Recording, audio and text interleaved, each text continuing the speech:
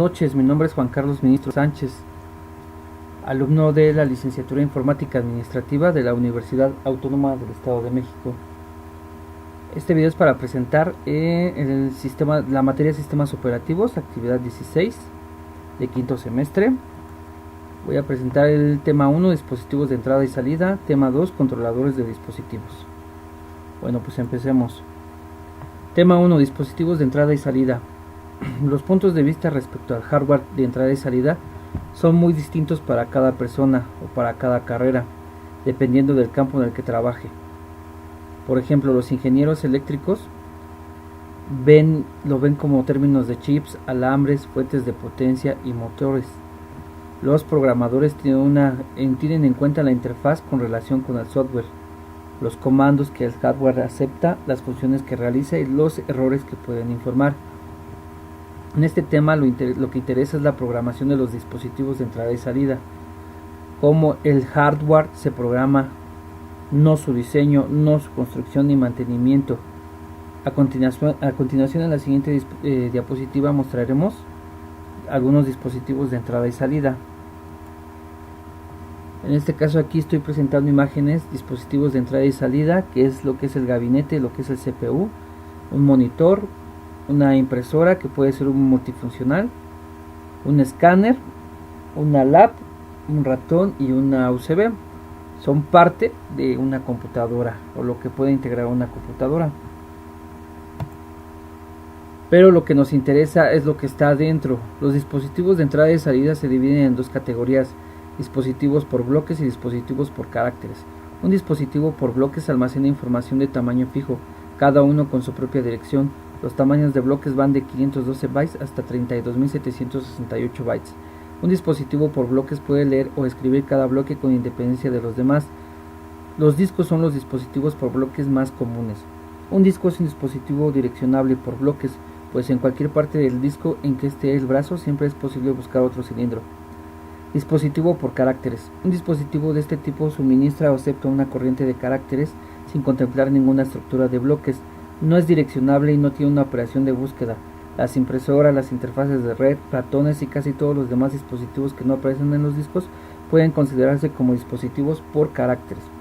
Este esquema de clasificación es perfecto. Algunos dispositivos no se ajustan a los relojes, no son direccionales por bloques ni tampoco generan ni aceptan flujos de caracteres. Lo único que hacen es generar interrupciones ante intervalos definidos. Prácticamente es lo que es el tema 1. Y en esta siguiente diapositiva voy a presentar el tema 2, controladores de dispositivos, terminales y discos duros. Las unidades de entrada y salida es por lo regular o consisten en un componente mecánico y otro electrónico. En muchos casos es posible separar los datos en dos partes con objeto de tener un diseño más modular y general. El componente electrónico se llama controlador de dispositivo o adaptador. En las computadoras personales, este componente a menudo adopta la forma de una tarjeta de circuitos impresos que se pueden insertar en una ranura de la tarjeta de matriz de la computadora. El componente mecánico es el dispositivo mismo. La tarjeta controladora casi siempre tiene un conector en el que puede insertarse un cable que conduce al dispositivo. Muchos controladores pueden manejar 2, 4 e incluso 8 dispositivos idénticos. Si la interfaz entre el controlador y el dispositivo es de un tipo estándar, ya sea una norma oficial como ANSI, IEEE o ISO, o una norma de facto, las compañías pueden fabricar controladores y dispositivos que se ajusten a esta interfaz. Por ejemplo, muchas compañías producen unidades de discos que se ajustan a las interfaces de controlador de disco ID o SCSI, Small Computer System Interface. Se menciona a esta distinción entre el controlador y el dispositivo porque el sistema operativo casi siempre trata con el controlador, no con el dispositivo. La mayor parte de las computadoras pequeñas usan el modelo de bus único para la comunicación entre el CPU y los controladores. Las microcomputadoras mainframes con frecuencia usan un modelo diferente con múltiples bus y computadoras de entrada y salida especializadas llamadas canales de I/O, que asumen parte de la carga del CPU principal. La interfaz entre el controlador y el dispositivo suele ser de nivel muy bajo. Un disco, por ejemplo, puede formatearse con 16 sectores de 512 bytes en cada pista. Lo que realmente sale de la unidad Es un flujo de bits en serie que comienzan con un preámbulo seguido de los 4096 bits del sector y por último una suma de verificación llamada código para corrección de errores. El preámbulo se escribe cuando se da formato al disco y contiene el número de cilindros y de sector, el tamaño de sector y datos similares, así como información de sincronización.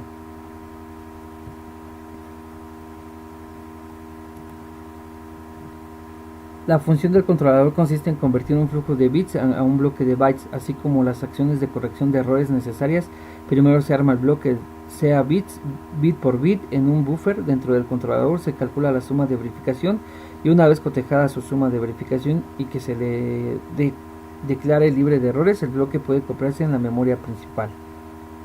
El controlador genera las señales para hacer que el hash del SRT realice un barrido horizontal una vez que ha recorrido una línea.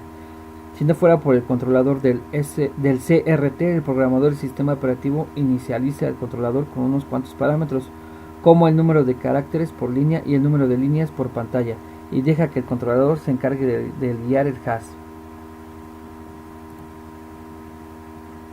Algunos controladores están alambrados físicamente en la tarjeta matriz del sistema. El controlador del teclado de una IBM PC es un ejemplo, por mencionar. En el caso de un controlador que se enchufa en el plano posterior, a veces puede usarse interruptores o puentes de alambre en el controlador de dispositivo para seleccionar la IRQ que usará el dispositivo a fin de evitar conflictos, aunque algunas tarjetas como Plug Play, las IRQ pueden establecerse en un software. El chip controlador de interrupción establece una correspondencia entre cada entrada IRQ y un vector de interrupciones que localiza la rutina de servicio de interrupción correspondiente. Y aquí vamos a mostrar lo que es un ejemplo de esta tabla: controlador de entrada y salida, dirección de entradas y salidas, IRQ de hardware y vector de interrupción. En controlador de entrada y salida está el reloj, teclado, disco duro, RS232 secundaria, impresora, disco flexible, RS32 primario, y aquí viene lo que es en dirección de entrada y salida, sus parámetros. Y este prácticamente es el tema 1 y tema 2 de la actividad 16. Los siguientes temas los presentaré en otro video. Por su atención, profesor, gracias.